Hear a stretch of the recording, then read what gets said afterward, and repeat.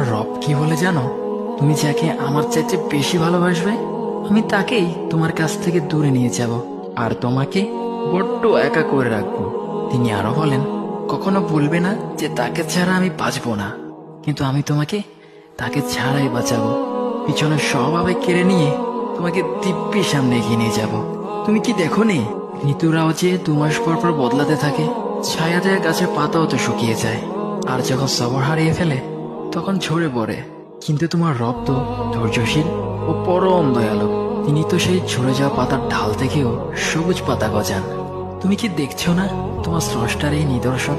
যে মানুষটাকে তুমি নিজের জীবনের চাইতেও বেশি ভালোবাসতে, সেই মানুষটাও একদিন অচেনা হয়ে যায়, তোমার মন ভেঙে যায়, এমনকি বন্ধুর শত্রুতে পরিণত হয়। আর খানিক সময় পর শত্রু বন্ধুতে পরিণত হয়। যে মানুষটাকে তুমি নিজের জীবনের অংশ ভাবতে, সে মানুষটাও প্রতারণা করে।